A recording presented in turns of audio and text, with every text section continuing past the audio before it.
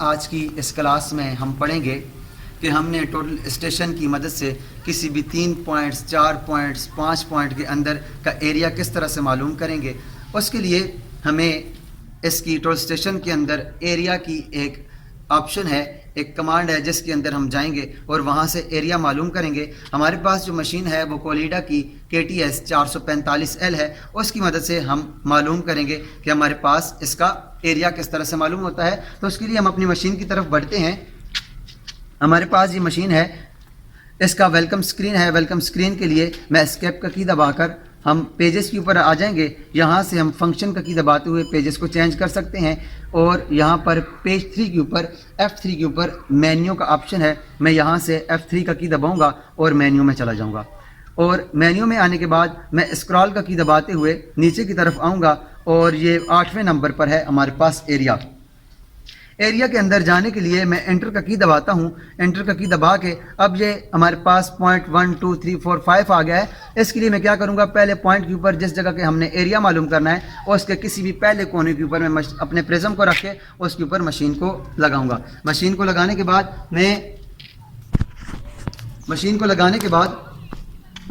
मैं इस प्रिज्म के ऊपर मशीन को सेट करूँगा और सेट करने के बाद मैं इसको ऑब्जर्व कर लूँगा। मैंने मशीन को सेट कर लिया अपने प्रिज्म के ऊपर और यहाँ से मैं इसको वर्टिकली हॉरिजॉन्टली लॉक कर दूंगा। लॉक करने के बाद मैं स्लो मोशन की का इस्तेमाल करते हुए मैं इसको सेंटर में ले आऊँगा और यहाँ से मैं इसको फोकस करूँगा। फोकस करने के बाद सेंटर में लाने के बाद मैं यहाँ से इसको F4 के ऊपर से मेजर कर दूँगा। मेजर करूँगा तो इसको पहला पॉइंट इसने पढ़ लिया है। अब अगर आप 1 के साथ देखें तो PT1 लिखा हुआ, इसने पहला पॉइंट पढ़ लिया। अब हमने दूसरे पॉइंट के ऊपर जाना है। दूसरे पॉइंट के ऊपर हमने अपने उसी जगह के दूसरे कोने के ऊपर अपने प्रिज्म को रखना है और यहाँ पर रखने के बाद इसको उसके ऊपर मशीन को उसके ऊपर लेके जाना है और वहाँ से प्रिज्म को ऑब्जर्व करना है।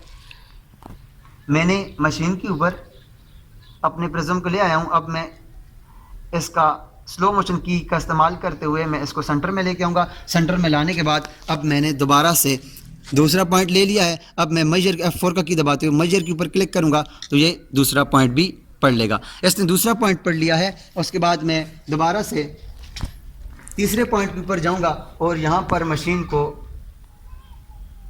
प्रिज्म के ऊपर सेट करूंगा। सेट करने के बाद मैं यहाँ से मशीन को वर्टिकली हॉरिजॉन्टली लॉक कर दूंगा। लॉक करने के बाद इसको मैंने